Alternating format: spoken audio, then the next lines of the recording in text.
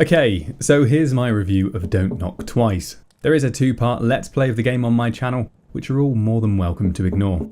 So, you may not know it, but Don't Knock Twice was actually created to accompany a movie of the same name, released in 2016, a British horror film that I even watched in preparation for this review. And actually, I'm glad I did, but it does make things a bit trickier for me, as it really puts some of the weirdness into context and casts a pretty harsh light on some of the inadequacies. There's 2 ways of looking at this game. There's in a vacuum, and then there's acknowledging the movie. I'll be doing a bit of both.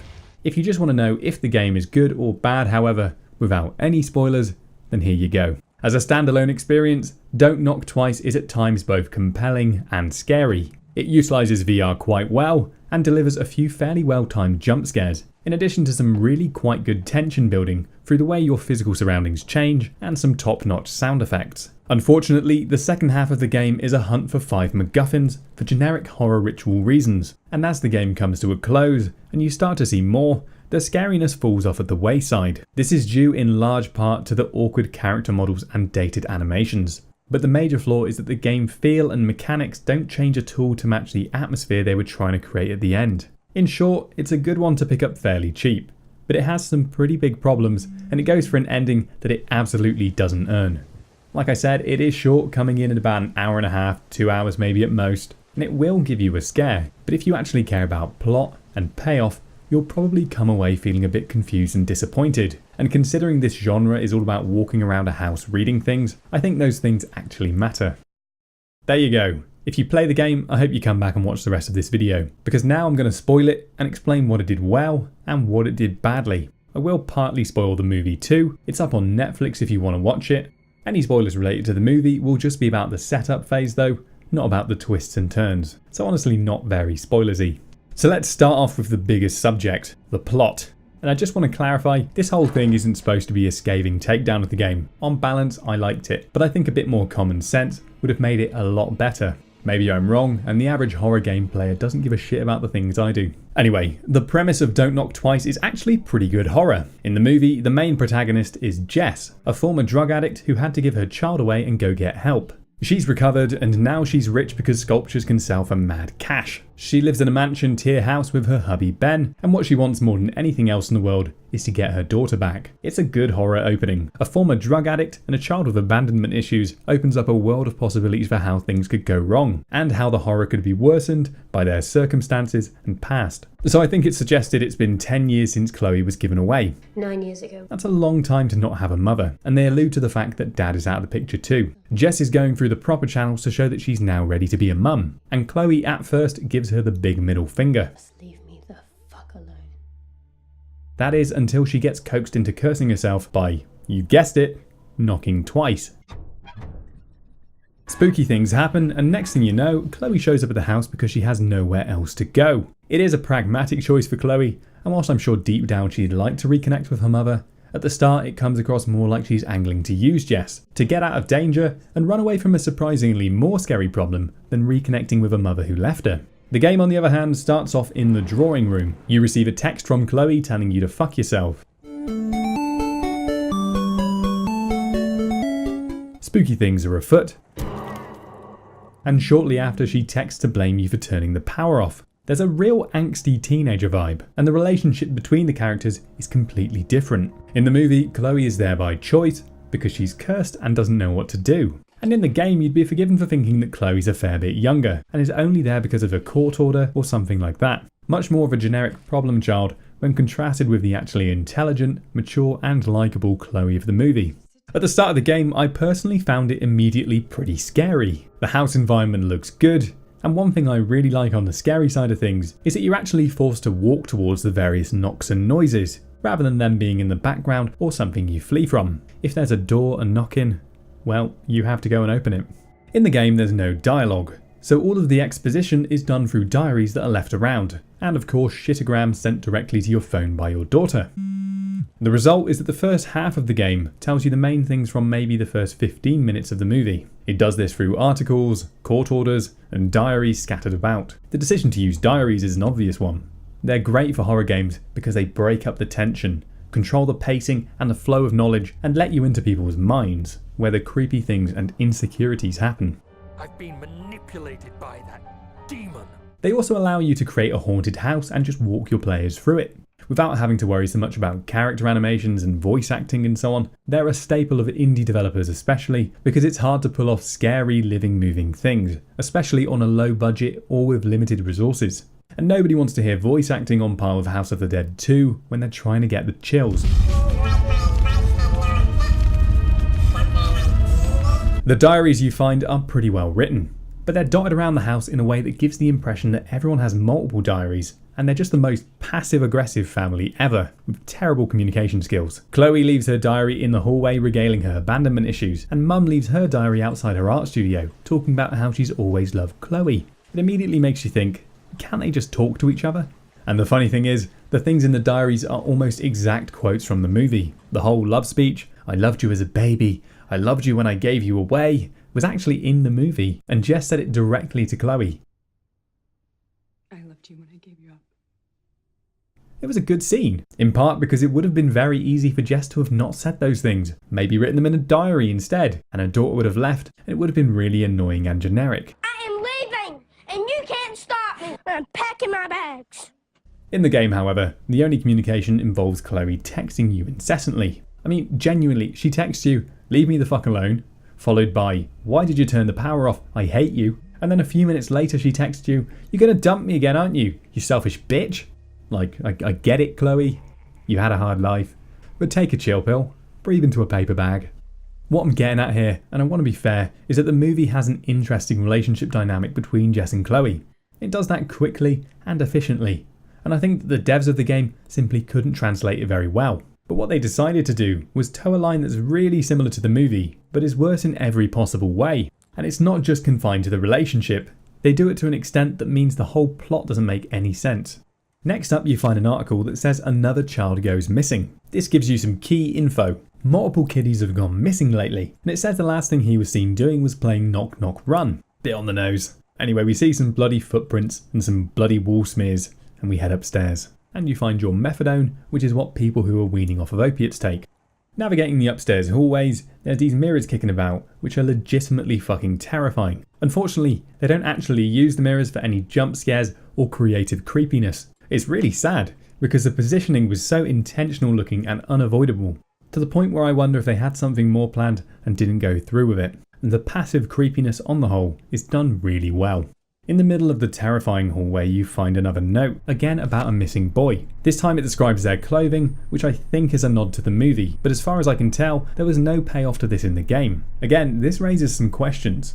Why the hell is this just there in the upstairs hallway? There's no reason for the evil entity to be taunting you, ripping up pages and leaving breadcrumbs. In the movie there's a human element to the bad happenings that keeps things ambiguous, but as there are only 2 characters in the game, the bad things make a whole lot less sense. Thankfully, this was sandwiched between terrifying mirrors, so it didn't stand out as lame at the time. The scariness really does cover up the lack of logic in the written stuff quite well. Soon after, in Chloe's room, you find a diary extract, which says that Chloe had a dream she was messing around with the ritual bits she found. A door appeared in front of her, and she knocked it. She knows about the Baba Yaga and how it's all horseshit, but the dream felt like a memory. Contrastingly, she came to the house in the movie because of her fear of the spooky scary ghost. And personally, I think that if there's any place you're going to entertain the idea that you might be being haunted by a supernatural force, it's probably going to be in your diary. Later dialogue where she admits she fucked up further supports the idea that this diary extract is just poorly written. And apparently in this world her diary is the place where she writes things in an attempt to convince herself she's okay. So I don't know if it's just a lack of awareness or difficulties with getting more rich storytelling into the game, but the backstory just ends up not making any sense. It really only facilitates the fetch quest to complete the ritual, which we realise makes no sense either. In the movie there's a scary house, and inside it a scary woman used to live. Chloe knocks on the door against her better judgment, then blammo, she's cursed. We don't know how it works at the time, nor how it will manifest itself, but it's that simple. So continuing on with the game, Chloe texts again asking if someone's here. She's clearly getting spooked. We see that Chloe belongs to someone else written on the wall, and we find a splodge of exposition to remind us that our character's a good person. And we head into the art room where... oh, come on. There's a ritual circle with an actual pentagram, and candles all around. We find a note on the back of our Miss Wales acceptance speech photo: water from the well to cleanse the souls of the innocent she devours. So you walk over and touch a goblet, and now you've done a fifth of the ritual. I don't know what ritual. You think the ritual was already done, considering apparently Chloe played with the ritual bits in her dream memory? Is this ritual to undo the baddie? I guess so, since it says it's about cleansing. So many questions. Another fairly badly translated sentiment from the movie in the form of Jess's diary, and now we're on our quest for 4 more MacGuffins. No clue why, but we are. Again, I want to be fair, there's some legitimately tense and scary stuff in between the story sections. Spooky sculptures and whatnot. The atmosphere is really good, and at this point in the game, you don't realise it makes no sense. Things are starting to heat up now, and we find some more information about the Baba Yaga, an ancient witch that eats children. She can't get them all easy like, they have to be sacrificed to her. A bit later we see Chloe chilling in the games room, when all of a sudden she's lifted up into the air and flung through the door. We receive a text saying it's actually all Chloe's fault, and that she's scared. This is where I'd say the second half of the game truly begins. The 4 remaining items are found by walking around the house and don't really require any thinking or problem solving. I'll speed through this a bit, but here's what we learn. There's a doll in the oven which for some reason burns Chloe. The phrase here was fire to cook her cold dead heart, referring to the Baba Yaga. This makes no fucking sense because we've just found out that these things are for a summoning ritual. You think this would be part of a save the day ritual. If it's undoing all of the bad things, was the ritual designed so that someone could go and slay her? Well, the ending would suggest that's unlikely. Anyway, off to the kitchen and we get some more lore. There was a young woman, bullied and teased by other people in her village. She longed to be a mother. She grew old and reclusive. Children used to prank her by knocking and running away, driving her insane. She made a deal with the Baba Yaga. She would have a child, but she would have to perform sacrifices to the Baba Yaga. She would go on to choose the sacrifices by taking whoever knocked on her door. This is another good point to contrast with the movie. In the game, you'd get the impression that this is an age-old tale, and the relevance isn't really there. However, in the movie, it's very contemporary, and in fact, one of the shitheads knocking on the door to taunt the lady was Chloe. The issue here is that the relevance of the isolated lady to Chloe, in the movie, is actually an integral part of the entire logical thread of the story. If you want to know the specifics of that, watch the movie. Anyway, after having a deep colon cleanse from the only huge jump scare in the game,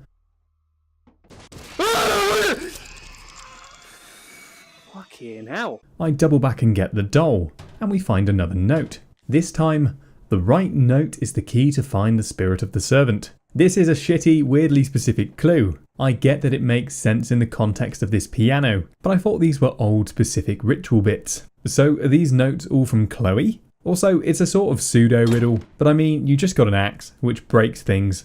And the clue is literally on the piano, saying the right note is key. We go up into the spooky attic, find a pendant which is a nod to the movie, and emerge in, I guess, our bedroom? Oh, and there's a note about the Baba Yaga just casually waiting on our bed.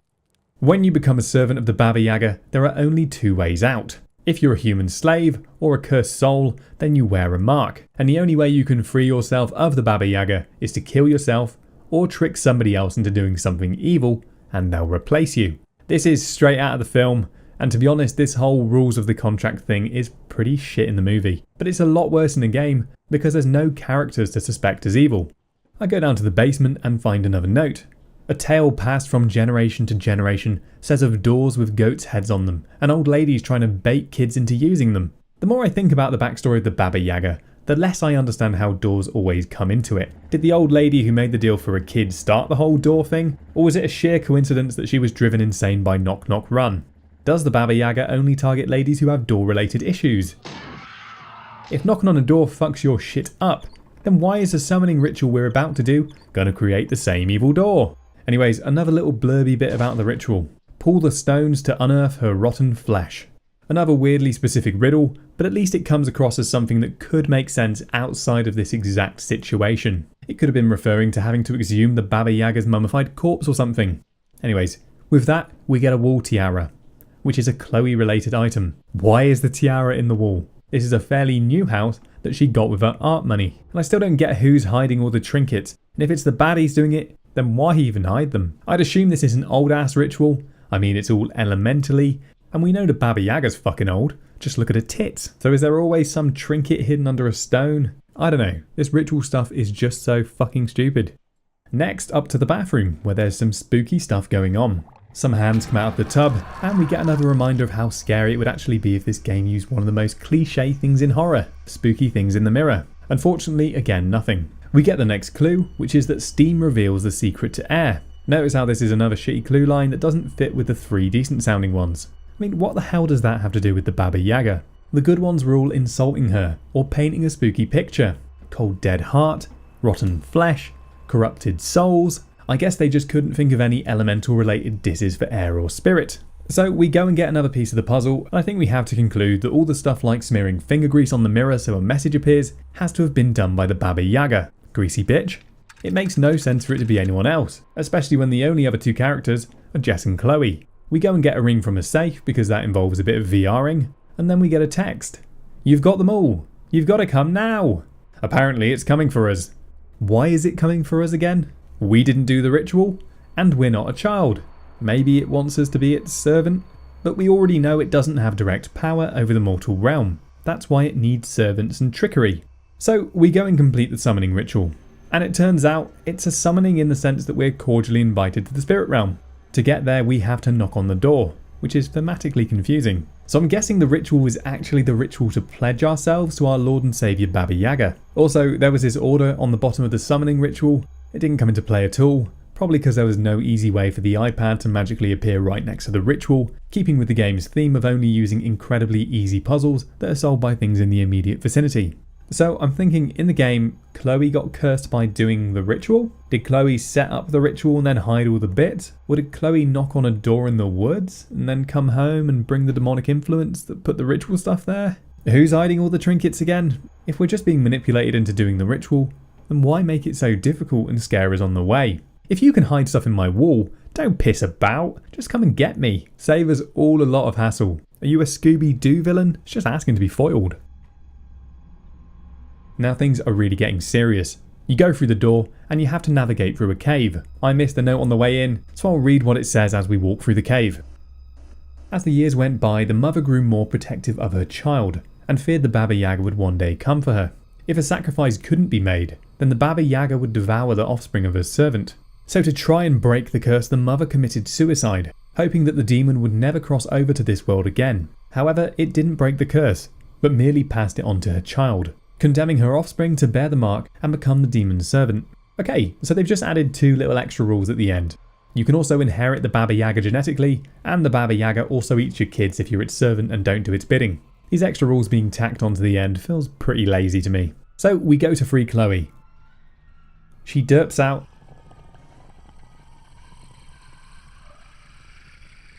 And then she runs away, and now we have to run with her and get out through the door.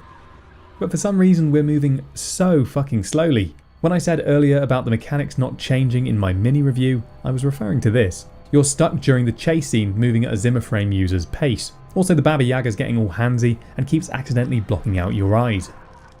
You slowly traipse back with no visual effects that would make this more intense.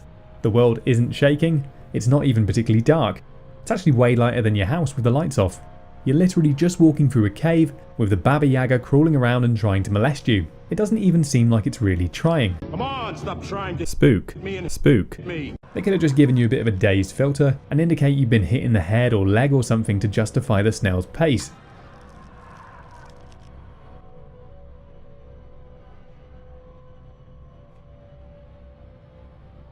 And now we know why it wasn't trying, because the door can just close and you get a cage lobbed on you.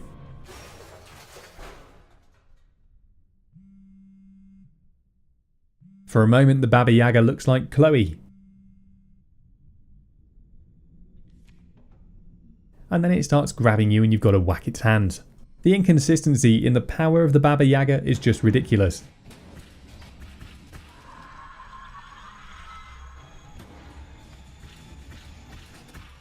Eventually it walks over to you slowly and you get to clout it in the head.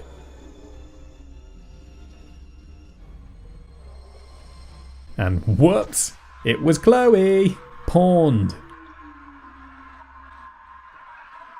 Baba Yaga texts you and is all wrecked, lol. So apparently this was the being tricked into doing an evil deed scenario. But instead of that happening because of a servant, for the purpose of losing their curse, it was just by the Baba Yaga for the sake of wrecked? Hitting your own daughter in the face with a hatchet is pretty fucked up. But is this supposed to be a good ending? Am I supposed to think, whoa, shit, Baba Yaga truly is a force to be reckoned with? Is it a different angle? Instead of being a good mother who had a troubled past, are you just back to mainlining anything you can get your hands on? Staying up late reading about the Baba Yaga taking bath salts? At its best, Don't Knock Twice has spooky paintings, evil grandmas, and a pretty intense collectathon. I don't know how they managed to fuck up the plot so badly though, and I'd love to hear what the actual plot idea was from the devs. At the end of the day, this isn't a big huge deal. I just thought it was kind of interesting and funny how a game inspired by a spooky film managed to mangle the story so much. I hope you've enjoyed coming with me on this unnecessarily long tour of it. I did like how it avoided the use of jump scares in general, and I think a genuine passion for horror comes across. It just sucked nuts by the end. The ending, when compared with the movie, is actually pretty sad, because I like the movie a lot for its treatment of the relationship of Jess and Chloe. Despite the pretty dumb plot at times, their relationship was genuinely interesting. It's a surprisingly not cynical story with a lot of redemption for Jess, but in the game it culminates in just whacking your daughter's face with an axe. Wrecked. Lol. Okay, that's all for this one. If you made it this far, then sweet. Obviously this isn't my normal review format. If you like this, I recommend checking out my Siren series.